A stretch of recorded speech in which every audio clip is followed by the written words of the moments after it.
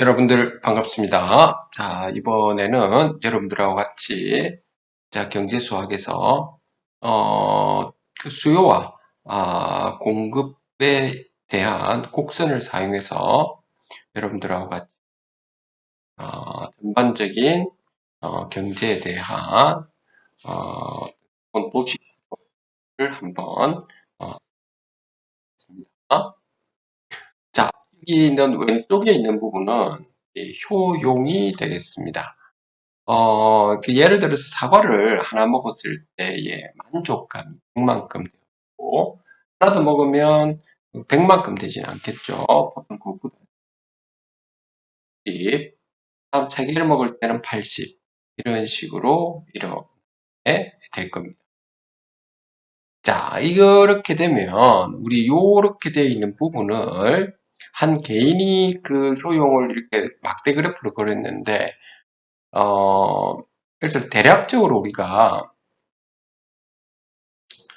이 부분을 이러한 그 선으로 한번 이렇게 요 가운데 점을 연결시켜서 이렇게 쭉 나타내 보면 이렇게 그 여기가 그 음수인 이러한 우리가 직선으로 이렇게 하게 되죠.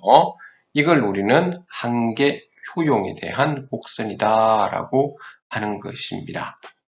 자, 두 번째로는 지금 보면 지금 그 사과를 갖다가 하나를 예를 들어서 따는데 수고가 한 10 정도만큼 들고 또 하나 더 따는데 좀 더 높은 곳에 있으니까 한 20만큼의 수고료가 들어가는 거죠.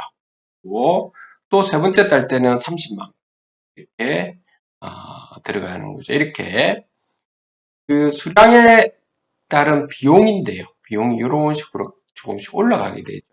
이것을 우리가 그 그래프로 또 다시 표현해 보면 이런 식으로 오른쪽처럼 비용과 수량에 대해서는 공개 비용으로 이렇게 나타나요.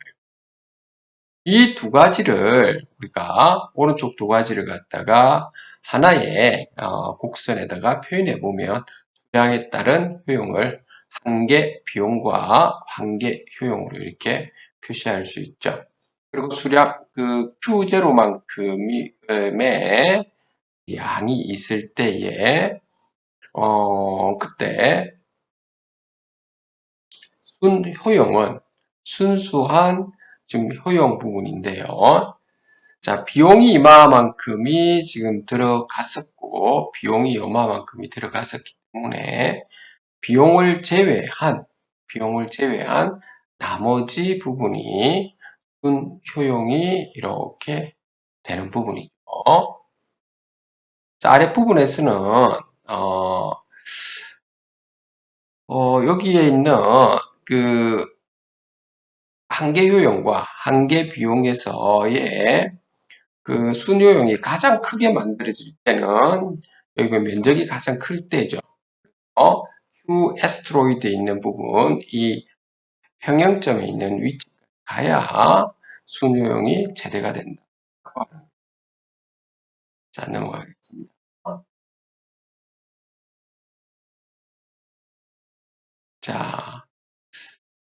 그 부분인데, 이제 여기서 보면, 한계 효용과 한계 비용 곡선을 이렇게 표현을 했는데,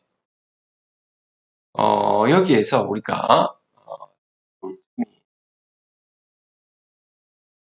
까지는 Q1만큼 했을 때는 요마만큼의 순만족도를 얻고 있는데, 그런데 Q 에스트로이드만큼 갔을 때 이마만큼이 아직 부족하죠. 채울 부분, 만족도가 이 정도가 더 채워줘야 되는 거죠. 그래서 이걸 채울 부분이 더 가져가야 돼요.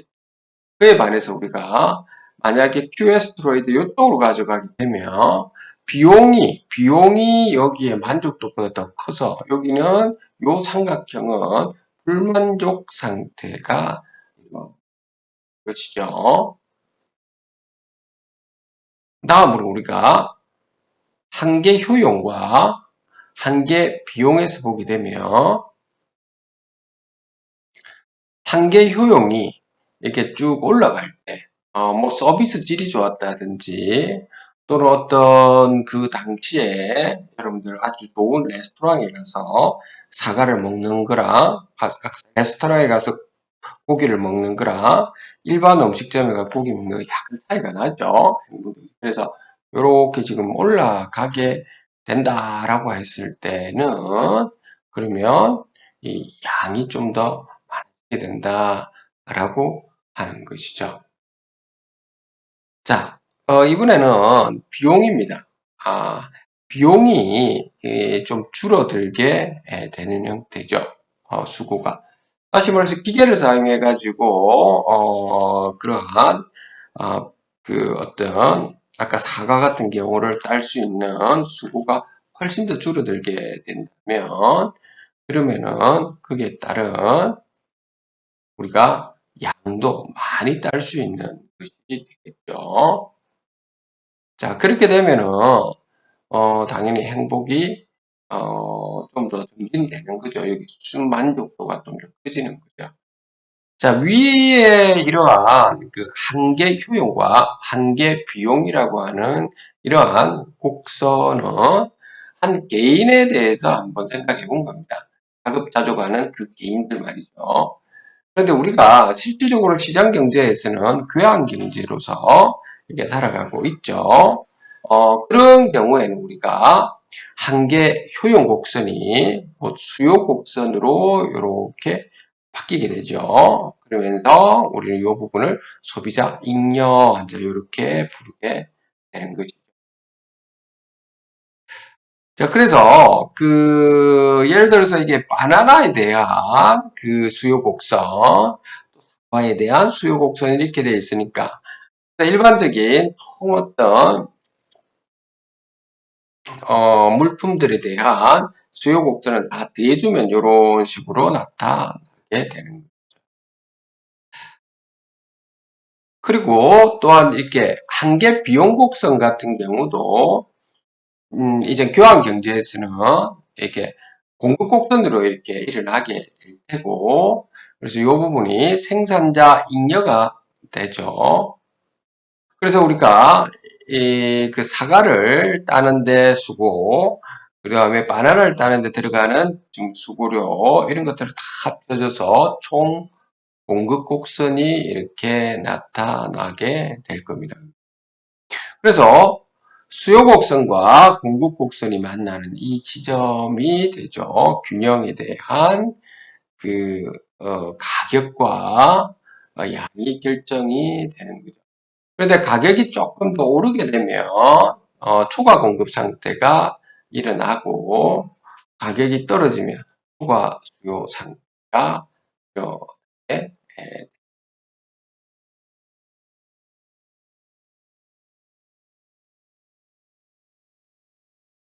자, 그 다음에 우리가 지금 여기서 우리가 하나를 또 살펴봐야 될 것은 자, 투자를 할까 말까 하는 것이 이자율이 결정한다라고 하는 것이죠. 자, 요 이자율하고 약이 되는데, 자, 이자율이 높게 되면, 그만큼 돈을 빌릴 사람들이 많이 없죠. 많이 좀 적게 되죠. 근데 이자가 많이 떨어지면, 이자가 점점 떨어지게 되면, 그러면 돈을 빌리려고 하는 사람들은 많이 있을 겁니다. 이제 그런 형태가 그런데 반해서 이자가 높아지면 돈을 빌려주려고 하는 사람들이 좀 많이 있겠죠. 빌려주려고 하는 사람. 그러니까 공급 곡선이 이렇게 되는 거예요. 자, 유동성 선호와 지금 이자율입니다. 자, 이게 이자율과 이게 화폐가 되는 거죠. 그래서 우리가 이자가 높으면 화폐의 유동성이 좀 많이 떨어지는데 반해서 이자율이 떨어지게 되면 화폐의 유동성이 상당히 좀 커지게 되는 상황인 거죠.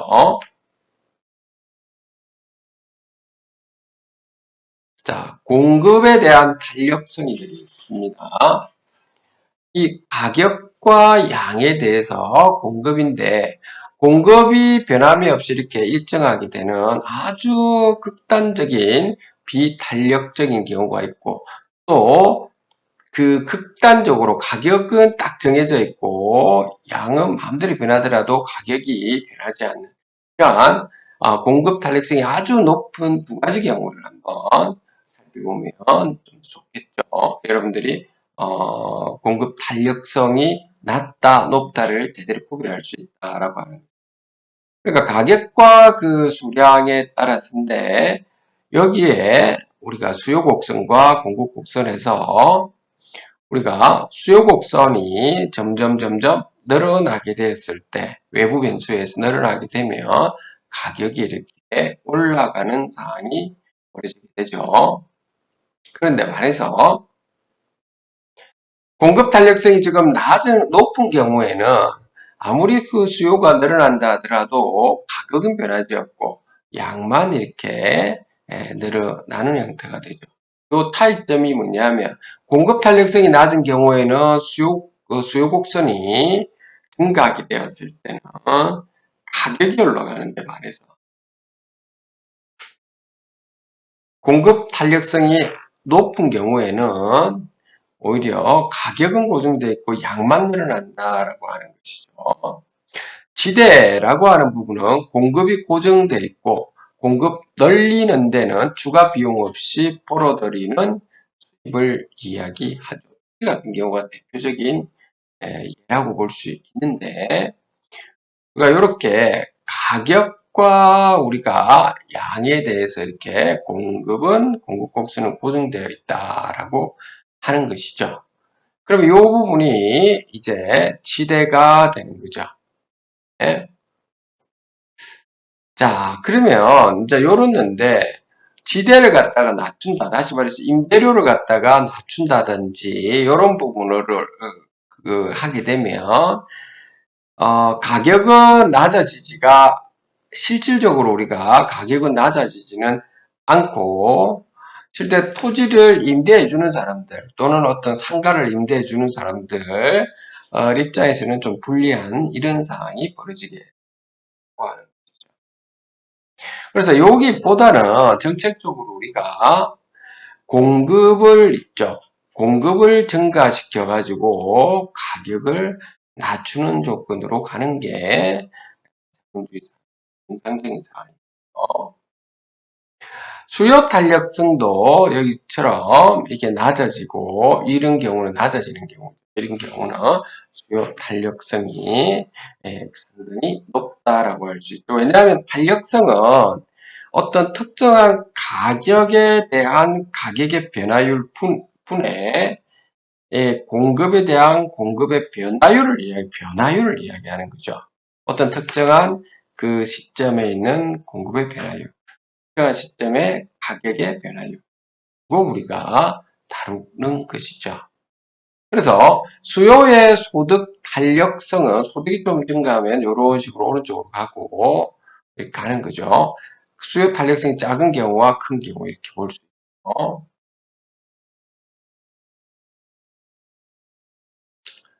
자, 그래서 우리가 이렇게 수요 공급 곡선에 써 있죠. 여기서 만약에 이렇게 안표 시장 같은 경우에도 보면 안표 시장 같은 경우에도 일반적으로 공급은 고정되어 있기 때문에 거기에 있는 좌석들이 이렇게 고정되어 있는 상황이죠. 그렇기 때문에 가격이 이제 P-만큼의 가격이 발생해야 되는데, 그러다면 팬들이 나중에 이렇게 많이 들어가지를 않겠죠. 이러면, 미래에 이미지 쇄신이 안 될 수 있는 부분도 있고, 또, 그 연예인을 앞으로 좋아하지 않을 수도 있죠. 가격이 너무 비싸다.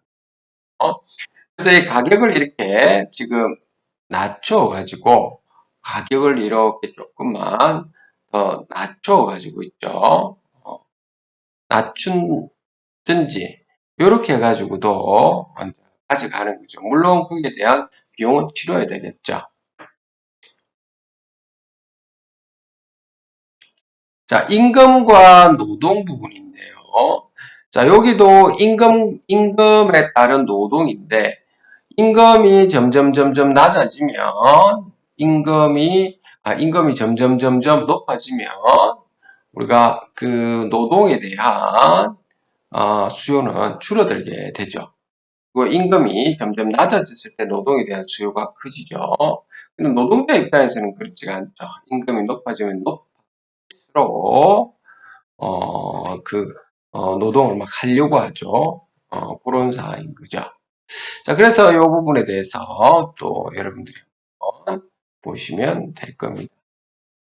그 다음 주곡수매 같은 경우에는 이렇게 우리가 수요를 좀 더 늘리죠. 정부에서 그렇게 해서 투매를 한다는 거죠. 근데 투매한 만큼 세금이 지출되는 이런 사항이 벌어지게 된다고 하는 것이죠.